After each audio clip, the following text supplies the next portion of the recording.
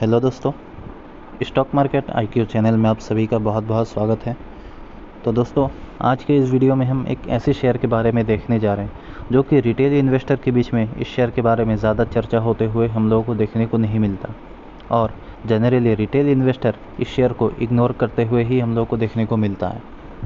और जो retail investor इस शेयर को इग्नोर करते हैं, इसके पीछे की जो रीज़न है वो ये बोल सकते हैं कि कंपनी का जो प्रोडक्ट्स है या फिर कंपनी जिस सेक्टर से इन्वॉल्व है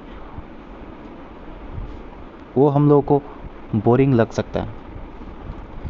तो इसके चलते जो रिटेल इन्वेस्टर है ख़ास करके वो इस शेयर पे ज़्यादा ध्यान नहीं देते। तो कंपनी का जो मेन प्रोडक्ट है उसके बारे में भी देखेंगे। तो आज का जो वीडियो है इसको हम 3 पार्ट में डिवाइड कर सकते हैं। तो सबसे पहले कंपनी का जो प्राइस पैटर्न है उसके बारे में देखेंगे। उसके बाद कंपनी का जो मेन प्रोडक्ट रेंज है उसके बारे में भी देखेंगे। और फाइनली कंपनी का जो बैलेंस शीट है, जो रेवेन्यूज़ हो गया या फिर प्रॉफिट हो गया, उसके बारे में भी हम लोग देख लेंगे। तो चलिए वीडियो को स्टार्ट कर लेते हैं। तो अभी आ गए हम कंपनी के चार्ट पैटर्न के ऊपर। जैसे कि देख सकते हैं फ़िलहाल ये हम लोग को 3000 के आसपास देखने को मिल रहा है, और मैंने भी थोड़ा क्वांटिटी उठाया था जब ये 1100 के आसपास था। ऑब्वियसली मैं इसको लॉन्ग टर्म के लिए होल्ड कर रहा हूँ। मेरा कोई टारगेट नहीं है कि 3000 या फिर 4000 के आसपास। लॉन्ग टर्म के लिए मैं इसको होल्ड कर रहा हूँ। और फिर अगर देखा जाए पिछले 1 महीने का, तो 1 महीने में हम लोग को 11% के आसपास रिटर्न्स मिलते हुए देखने को मिल रहा है। अगर 6 महीने की बात किया जाए तब भी हम लोग को 33%, अगर 1 साल का देखा जाए तो देख सकते हैं कंपनी ने 110% के आसपास रिटर्न दिया है। तो कैसे बहुत शानदार कंपनी का जो परफॉर्मेंस वो देखने को मिल रहा है। अगर 5 साल का देखा जाए तो देख सकते हैं कंपनी ने क्या गजब का रिटर्न्स दिया है, 750%। और अगर मैक्सिमम चार्ट पैटर्न देखा जाए तो देख सकते हैं कंपनी जो है वो लगातार हम लोग को अप ट्रेंड में ही देखने को मिल रहा है। तो कैसे बहुत शानदार कंपनी का चार्ट पैटर्न है। तो अभी कंपनी का जो मेन प्रोडक्ट रेंज है, मैंने क्यों कहा कि ये हम लोग को बोरिंग टाइप का भी बोरिंग टाइप का एक कह सकते हैं इसका प्रोडक्ट रेंज है। तो वो भी देख लेते हैं। फ़िलहाल कंपनी का जो मेन प्रोडक्ट रेंज है उसके ऊपर देख लेते हैं। और इसके लिए हम लोग कंपनी का जो ऑफिशियल वेबसाइट है उसके ऊपर आ जाता है। तो अभी मैं आ गया हूँ कंपनी का जो ऑफिशियल वेबसाइट है उसके ऊपर। जैसे कि देख सकते हैं कंपनी का जो मेन प्रोडक्ट रेंज है वो है जैसे कि फिशरीज़ हो गया। और एक बात बता दो, ये कंपनी जो है मेनली फाइबर से रिलेटेड हम लोग को प्रोडक्ट मैन्युफैक्चर करते हुए देखने को मिलता है। और फाइबर तो आपको पता है बहुत सारी चीज़ों में, बहुत सारे सेक्टर में यूज़ होता है।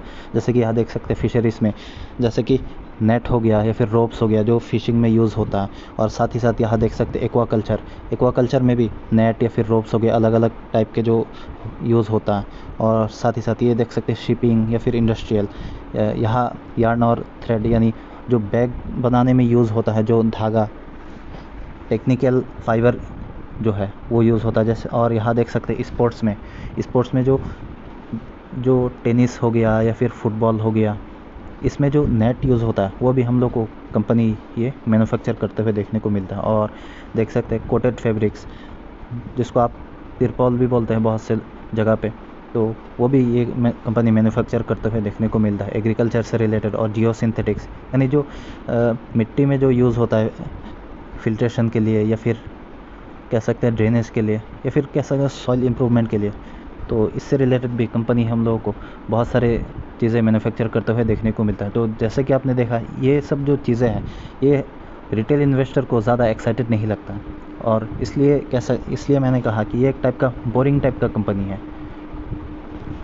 और हम लोग जनरली इस कंपनी को इग्नोर ही कर देते हैं। और ये बोल सकते हैं कंपनी का एक नीश प्रोडक्ट है, और ये इस नीश कैटेगरी में ही ये मार्केट लीडर भी है। और इस नीश प्रोडक्ट के अंदर ही कंपनी का जो प्रोडक्ट रेंज है वो भी बहुत डाइवर्सिफाइड है। जैसे कि फिशरीज़ हो गया, स्पोर्ट्स सेक्टर में भी हो गया, एग्रीकल्चर सेक्टर में हो गया। तो कंपनी का जो प्रोडक्ट रेंज है वो भी बहुत डाइवर्सिफाइड है, ऐसा बोल सकते हैं। तो अभी कंपनी का जो बैलेंस शीट है वो भी देख लेते हैं। तो अभी आ गए हम कंपनी के बैलेंस शीट के ऊपर। जैसे कि देख सकते हैं कंपनी का जो रिज़र्व्स है फ़िलहाल हम लोग को 600 करोड़ 750 820 यानी बहुत शानदार तरीके से रिज़र्व्स ग्रो होते हुए देखने को मिला। और जैसे कि यहाँ लॉन्ग टर्म बोरोइंग्स जैसे कि देख सकते हैं एक भी रुपये कंपनी के पास बोरोइंग्स नहीं है, मतलब लॉन्ग टर्म बोरोइंग बिल्कुल ज़ीरो है। तो ऑब्वियसली अगर कंपनी के पास लॉन्ग टर्म बोरोइंग्स होता है तो इंटरेस्ट भी कंपनी को पेड करना पड़ता है, तो उसके चलते कंपनी के जो प्रॉफिट है उस पर हम लोग को थोड़ा इम्पेक्ट होते हुए देखने को मिलता है। और इस कंपनी में बिल्कुल भी जो है लॉन्ग टर्म बोरोइंग्स नहीं है, तो कह सकते हैं कंपनी का जो प्रॉफिट है वो ऑटोमेटिकली जो है हम लोग को बढ़ते हुए देखने को मिलता है। ऑब्वियसली लॉन्ग टर्म बोरोइंग लेना कोई मतलब ख़राब बात नहीं है, बस उस जो बोरोइंग्स है उसको प्रोडक्टिव काम में यूज़ करना चाहिए। और अगर शॉर्ट टर्म बोरोइंग देखा जाए वो तो चेंज होता रहता है। फ़िलहाल हम लोग को 100 करोड़ के आसपास शॉर्ट टर्म बोरोइंग्स भी देखने को मिलता है, और कंपनी के पास फ़िलहाल कैश अगर देखा जाए तो वो देख सकते हैं 50 करोड़ के आसपास फ़िलहाल कंपनी के पास कैश भी हम लोग को देखने को मिलता है। तो कह सकते हैं कंपनी का जो बैलेंस शीट है वो भी हम लोग को बहुत शानदार देखने को मिल रहा है। अभी कंपनी का जो रेवेन्यूज़ है या फिर प्रॉफिट है उसके बारे में भी देख लेते हैं। तो अभी आगे हम कंपनी के रेवेन्यूज़ के ऊपर सबसे पहले जो एनुअल रेवेन्यूज़ हैं 2017 से वो देख लेते हैं। जैसे कि देख सकते हैं 850 करोड़ और फिलहाल 1034 करोड़, बहुत शानदार तरीके से रेवेन्यूज़ भी ग्रो होते हुए देखने को मिल रहा है। और नेट प्रॉफिट देखेंगे तो हम देख सकते हैं मतलब 5 साल में कंपनी का जो प्रॉफिट है वो डबल होते हुए देखने को मिल रहा है। अगर क्वार्टरली देखा जाए कंपनी का जो रिज़ल्ट है तो देख सकते हैं क्वार्टर ऑन क्वार्टर भी जंप है, और साथ ही साथ जो ईयरली जंप है ईयर ऑन ईयर वो भी हम लोग को देखने को मिल रहा है। अगर नेट प्रॉफिट देखा जाए तो देख सकते हैं क्वार्टर ऑन क्वार्टर जंप है, और साथ ही साथ ईयरली भी हम लोग को जंप देखने को मिल रहा है। कोविड के चलते थोड़ा हम लोग को कंपनी लॉस में मतलब थोड़ा प्रॉफिट कम होते हुए देखने को मिल रहा था, लेकिन कंपनी ने बाउंस बैक किया और फिलहाल कंपनी का जो प्रॉफिट है वो भी बहुत अच्छी तरीके से ग्रो होते हुए देखने को मिल रहा है, और ईपीएस भी उसी प्रोपोर्शनेट में हम लोग को ग्रो होते हुए देखने को मिल रहा है। तो अभी कंपनी का जो शेयर होल्डिंग पैटर्न है उस पर भी नज़र दे देते हैं एक बार। तो जैसे कि यहाँ आगे हम कंपनी के शेयर होल्डिंग पैटर्न्स के ऊपर, जैसे कि यहाँ देख सकते हैं कंपनी का जो प्रोमोटर है उसके पास फ़िलहाल 50 to 53 के आसपास जो प्रोमोटर के शेयर होल्डिंग है वो देख रहे हैं। और जैसे कि आप देख सकते हैं अगर पिछले मार्च वाला क्वार्टर के साथ अगर कंपेयर करेंगे तो प्रोमोटर का जो शेयर होल्डिंग है वो भी हम लोग को इंक्रीज़ होते हुए देखने को मिला है। जैसे पहले 50.71 था, अभी 52.62, मतलब तकरीबन 2% का जो होल्डिंग है वो प्रोमोटर ने इंक्रीज़ कर दिया इस शेयर के लिए। तो एक तरीके से हम लोग को भी कॉन्फिडेंस देता है कि नहीं, कंपनी के साथ जो प्रोमोटर का जो कॉन्फिडेंस है वो इंक्रीज़ होते हुए देखने को मिल रहा है कि फ्यूचर में कंपनी का जो बिज़नेस है वो भी इंक्रीज़ होते हुए देखने को मिल सकता है। और अगर फॉरेन इन्वेस्टर के बारे में देखा जाए तो उन्होंने भी, फॉरेन इन्वेस्टर ने जो शेयर होल्डिंग है वो इंक्रीज़ किया। और अगर डोमेस्टिक इन्वेस्टर की बात किया जाए तो उसके पास 3.5% के आसपास देखने को मिल रहा है। अगर पब्लिक की शेयर होल्डिंग देखा जाए तो पब्लिक के पास भी 35% के आसपास होल्डिंग देखने को मिल रहा है।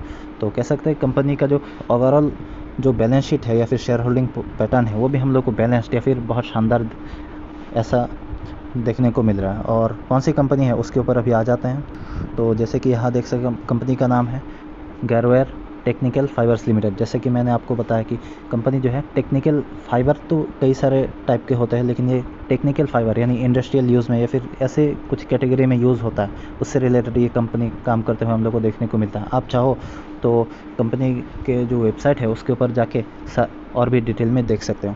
ये सब चीज़ें आपको देखना होता है दोस्तों, क्योंकि बहुत सारे रिटेल इन्वेस्टर को आप पूछेंगे, अगर उन्होंने किसी शेयर के ऊपर इन्वेस्ट किया तो उनको अगर पूछेंगे कि कंपनी करती क्या है, उनके बारे में भी नहीं बता पाएंगे। अगर पूछेंगे कौन से सेक्टर से रिलेटेड है वो भी नहीं बता पाएंगे, बस नाम देख के इन्वेस्ट कर देते हैं। ऐसा नहीं करना है तो दोस्तों, अभी के ज़माने में तो हर किसी के हाथ में मोबाइल है, हर कोई 1 मिनट के अंदर सारे जो कंपनी का जो रिज़ल्ट है या फिर कंपनी का जो मेन प्रोडक्ट है, कौन से पार्टनर्स है कंपनी का, हर चीज़ जो है नेट पे अवेलेबल है। आपको ये सब देखना होता है। और आखिर में और एक इम्पॉर्टेंट बात, जैसे कि मैंने कहा कि ये इस कंपनी का जो प्रोडक्ट है वो हम लोग को बोरिंग लग सकता है, लेकिन जो पीटर लिंच है जो कि एक दिग्गज इन्वेस्टर है, आप चाहो तो इनके बारे में भी नेट पे पढ़ सकते हो। उन्होंने कहा था कि जो कंपनी ऐसे सेक्टर से इन्वॉल्व है जो कि हम लोग को बोरिंग लग सकता है और वो साथ ही साथ उस कैटेगरी में मार्केट लीडर है, ऐसे शेयर पे हम लोग को ज़्यादा फोकस रखना चाहिए। क्योंकि ऐसे शेयर जो है, क्योंकि जनरली हम लोग इग्नोर कर देते हैं, इसलिए ऐसे कंपनी का जो वैल्यूएशन है वो हम लोग को सही दाम पे मिल सकता है।